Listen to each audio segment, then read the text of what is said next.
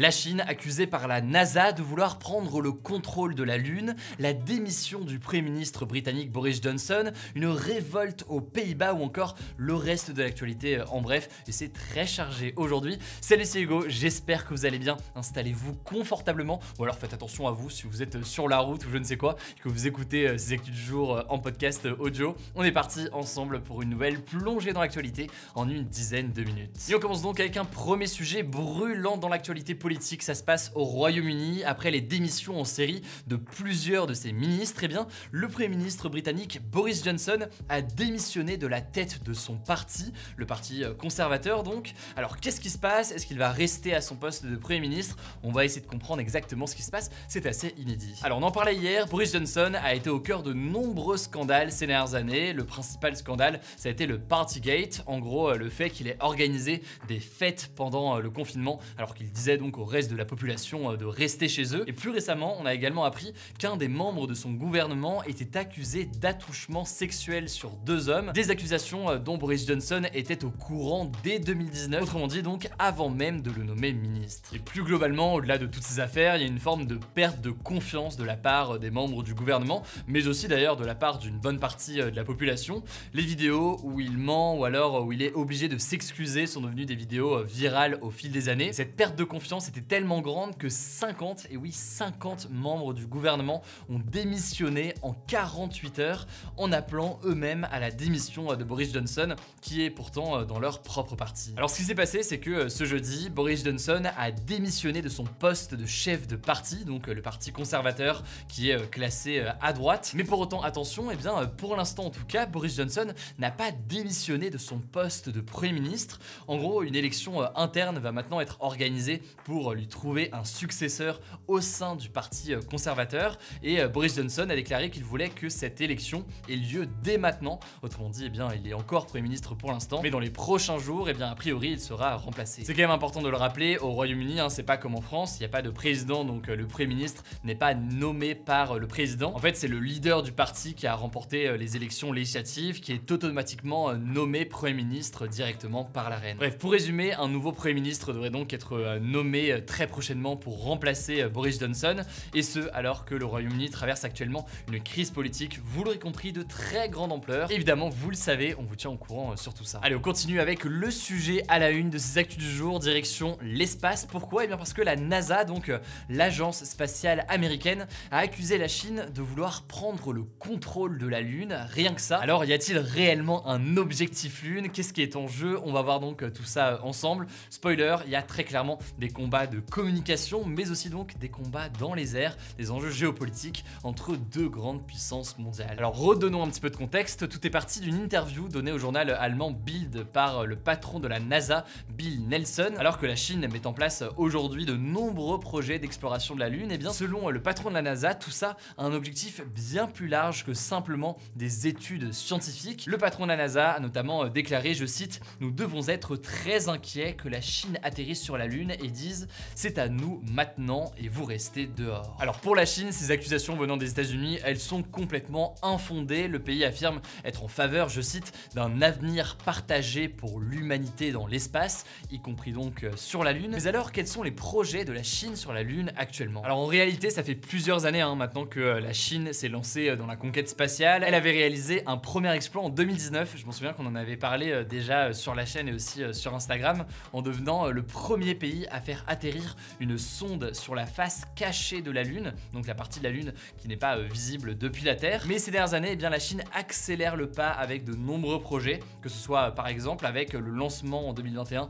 de sa propre station spatiale Tiangong, ou encore l'atterrissage d'un robot sur Mars. La Chine veut donc envoyer des humains sur la Lune d'ici 10 ans, elle souhaite avant ça lancer 2 missions d'exploration dans les 5 prochaines années, et l'an dernier, eh bien, la Chine et la Russie ont aussi annoncé qu'elles allaient coopérer pour lancer ce qu'elles appellent une base lunaire permanente dans la décennie 2030, donc c'est justement dans une dizaine d'années. Et en l'occurrence, c'est un endroit où il y aurait des astronautes qui vivraient, donc c'est une sorte de station spatiale internationale, mais qui serait posée sur la Lune. Alors évidemment, il se passe aussi des choses du côté américain. Les États-Unis ont eux aussi décidé de relancer la conquête lunaire, eux qui ont donc envoyé pour la dernière fois des hommes sur la Lune il y a 50 ans, en 1972. La NASA aimerait en effet à nouveau envoyer des humains sur la Lune d'ici à à 2027, mais c'est une échéance qui continue à être repoussée pas mal ces derniers temps, donc on va voir quelle date est réellement fixée et qui du coup reviendra sur la Lune en premier. En tout cas, il n'y a absolument aucun doute sur le fait que la Lune va être un terrain d'affrontement diplomatique et géopolitique entre les États-Unis et la Chine, et éventuellement aussi forcément la Russie qui a une carte importante à jouer. Et en l'occurrence, c'est pas surprenant parce que la conquête spatiale, ça a toujours été des éléments de progrès scientifique, mais aussi un terrain important de géopolitique, notamment évidemment pendant la guerre froide. Voilà, ça me semblait donc important de faire un petit point là-dessus. Et si jamais ça vous intéresse les sujets liés à l'espace, dites-moi dans les commentaires, c'est des choses qu'on pourra faire assez régulièrement si jamais ça vous intéresse. On continue avec les actualités en bref. D'abord, cette première information, le journaliste et militant de gauche Taha Bouaf a réagi ce mardi dans une lettre ouverte aux accusations faites contre lui, des accusations lors des élections législatives auxquelles il était pendant un moment candidat pour la France Insoumise. Alors pour ceux qui n'avaient pas suivi, Taha Bouaf c'était donc un candidat dans la 14e circonscription du Rhône et le 10 mai dernier, il avait renoncé à se présenter en invoquant dans un communiqué le harcèlement ou encore les attaques racistes contre lui lors de la campagne. Le truc c'est que le lendemain, on apprenait qu'il était accusé par au moins 3 personnes de harcèlement et de violence sexuelle. Alors dans cette lettre publiée mardi, il accuse la France Insoumise de l'avoir obligé à donner une fausse justification pour son retrait de candidature, en gros de mettre en avant le fait qu'il était victime d'attaques racistes, alors qu'en réalité ce retrait serait dû à une volonté de la France Insoumise de le retirer en raison de ces accusations.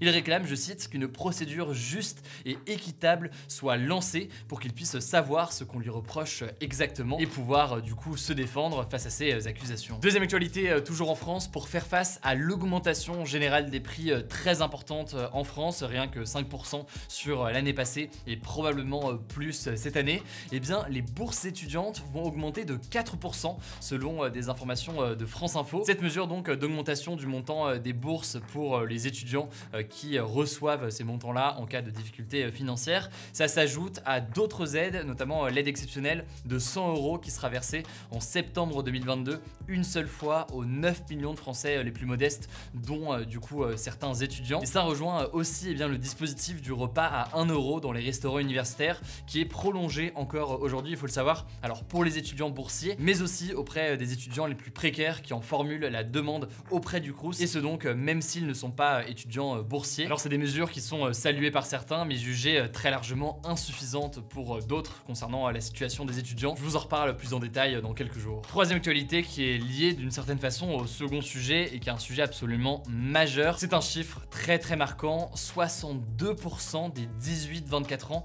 disent avoir eu des pensées suicidaires depuis septembre 2021. C'est une enquête menée par l'IFOP pour la fondation Jean Jaurès. 62% donc qui auraient eu des pensées suicidaires depuis septembre. À titre de comparaison, cette proportion, elle s'élève à 34% pour le total de la population, ce qui est déjà d'ailleurs un chiffre énorme.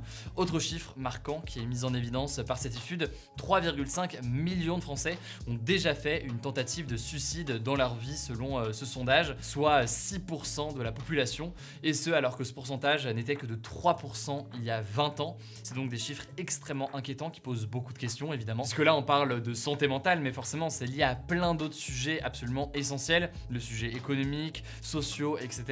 Qui marquent et qui forcément placent les étudiants dans telle ou telle condition. Là j'en parle donc relativement rapidement aujourd'hui, mais vous le savez, c'est un sujet qui est très important pour moi et pour mon équipe, qu'on évoque régulièrement, qu'on va continuer à évoquer beaucoup plus en profondeur aussi dans les prochains jours. Donc voilà, on va en reparler très vite, mais si vous voulez plus d'informations en attendant, je vous mets des liens directement en description. Quatrième actualité désormais aux Pays-Bas, il y a dans le pays ces derniers jours une vague de protestation des agriculteurs qui bloquent de nombreuses routes avec leurs tracteurs, et c'est en l'occurrence une mobilisation qui montre parfois les difficultés à concilier production et protection de l'environnement.